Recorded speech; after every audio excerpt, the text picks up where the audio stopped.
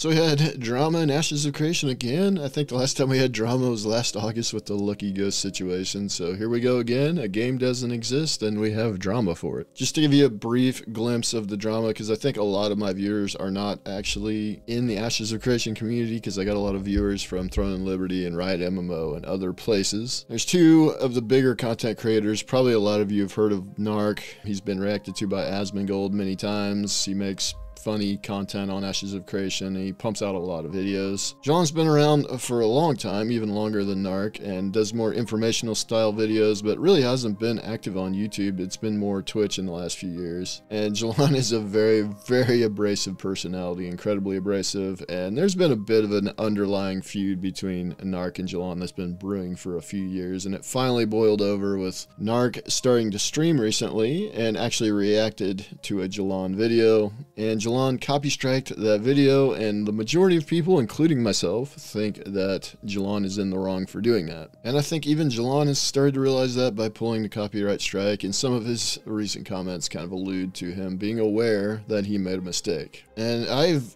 usually avoided drama on this channel. Last year at the Lucky Ghost thing, I didn't make a video on it. I saw a lot of other people make videos on it and get a lot of views, so I was naturally kind of tempted to do that, but that's not really what I want this channel to be about. I don't want to chase views, and I don't want to cover drama just for views. But I will make an exception for this one, because I did watch Zillion's video yesterday, and it kind of struck a chord with me because I've had a little bit of a similar situation in my life. And the other reason I decided to make this video is I actually like some aspects of both of those content creators. Both of them have their issues. I think both of them would accept that they have issues, and I accept that I have way more issues than they probably have. Narc has brought a ton of people into the space, and Jalon created a fantastic video series called Ashes 101, which is what I watched when I first started getting into Ashes to learn about it, along with the wiki, of course. And I'm not a big viewer of live streams in general, so I never saw Jalon's live streams, but once I did eventually watch his live streams and found out what he was really about, obviously I have a much different perspective of him after that. He berates everybody. He's super abrasive. I even asked a few questions and got berated, and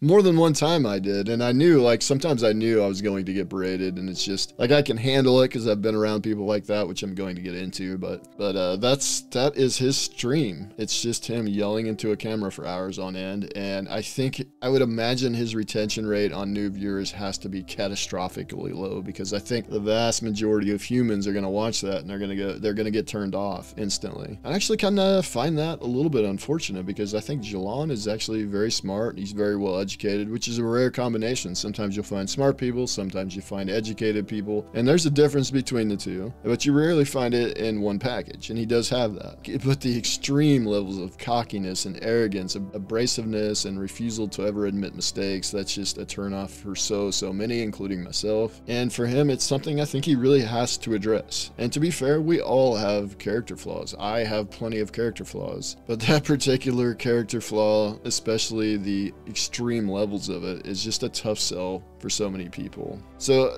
there are aspects of Jalon I certainly do like, and I hope that he's able to regroup, because I think he can be an asset to the Ashes of Creation community. But there's just a way to act as a normal human, and be professional, and it's really not that hard. Just look at all the examples. There's plenty of examples of people that are not crazy on the internet and do just fine. And the reality is, the whole video that was reacted to, he actually made some good points. It's just, it gets lost in the sauce of all this craziness. And I agree with some of the points. In fact, I've got a video planned, it might not be till maybe next week, where I'm going to go over some of my concerns about the design of these freeholds. Now, I want to be clear, it's the design of the freeholds, and this is the first like actual working freeholds that we've seen in game. This is the first iteration that we're actually seeing. I don't know how many iterations they've had. I'm sure they've probably had a few passes, but it's still a very early implementation. They're going to change it. By the time we get to launch, it'll look drastically different, and that's how it is in game development. In game development, there are drastic changes all the time, and most of the time we're not aware of them,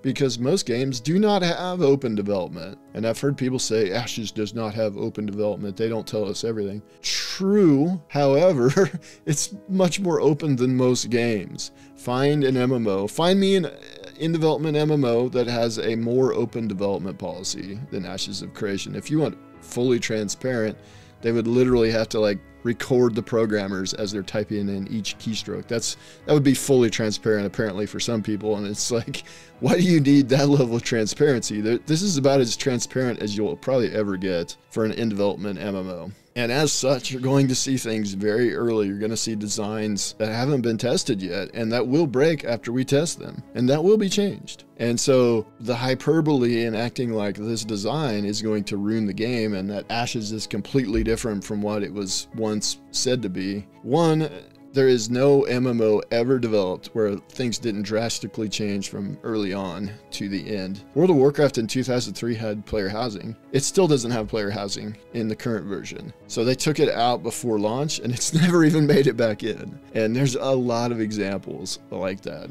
in the MMO industry. It's just we don't even hear about most of them because almost every MMO that's been developed that's a AAA project with a huge scope and a huge scale like Ashes, most of them have been very close development. But like I said, I do share some of his concerns, and I did a video last year on how I think large guilds will probably dominate in Ashes of Creation, and the recent Freeholds showcase kind of solidified that view for me. And the upcoming video I'm going to do on Freeholds eventually, probably next week, is going to kind of go over that again with the new information. But I'm going to do it in a sane and professional, normal human manner, and it probably won't get a lot of negative reception. Probably won't get a lot of views because most of my channel doesn't get a lot of views, but that's fine. I'm okay with that. And finally, I want to get into my past and why what Zillan said about his past kind of resonated with me a little bit. I was raised in an extremely old school family that had that old school discipline style. Both of my parents had short fuses, and me and my brothers and sister, we would get destroyed for making minor mistakes. And it turns out when you raise people that way, and more or less it was pretty much what would be considered abuse these days, when you raise people that way, it turns out that they tend to, when they become adults, have short fuses and anger. And me and my brothers and sisters all have had our struggles with anger, especially right after we got out of that situation. And so I had so many, I could tell you so many like extreme anger outbursts from my like 18 through 25 kind of time frame. I was just constantly angry, and fights and just getting in tons of trouble from my anger. And it was kind of exacerbated because when I turned 18, I actually ended up in the military, which kind of a long story because I did very well in school, but I just didn't have direction. I didn't have really desire to do anything. I didn't know what I wanted to do. So I kind of got in trouble because of my anger and because of other issues, and ended up in the military. And that's what happens for a lot of people in the military. They just kind of end up there. Even though it's a volunteer military, a lot of us just kind of end up there. And what happens is you're placed with other people that are kind of troublemakers, have anger issues, have all kinds of other things going on. And for some people, it makes people even worse. Now, for me, I think it helps. Discipline, but without the beatings, I think helped a little bit for me. But I will say there are so many Jalons that I saw in the military. So many people with that ego and the abrasiveness. And because what happens is you can become an officer or a non-commissioned officer at a very, very, very young age, and you can be put in charge of a lot of people. And for me, I had some leadership roles in the military, but I wasn't in long enough to get like huge leadership roles. But I had at one point like 10 people under me. And by that time, I had addressed my anger issues and pretty much was kind of the person I am now, like super, super laid back. And I don't let a lot bother me anymore at all, because there just isn't a lot that I feel is warranted to get angry about, at least not extremely angry. Now, I think anger is still a perfectly normal human emotion, and I think you don't want to suppress it. I think people that try to suppress anger and then let it all burst out one day, I think that's very dangerous when people do that. So letting anger out, I think, is good. You have to have that relief valve. But for me, it's just a matter of, I think that's an emotion that should be used only when necessary. Like, for instance, when Throne and Liberty releases their CBT and it's garbage, then I think you can get angry, and I think that's fine. But permanent anger, like Jalon's stream is just him yelling into the camera for hours on end, I think that's a mental health issue, and I think it needs to be addressed. And I've seen some dramatic turnarounds in both my civilian career and in my military career. I saw people that had anger issues, they'd go to anger management classes, or whatever it might be. Maybe they smoke weed, I don't know.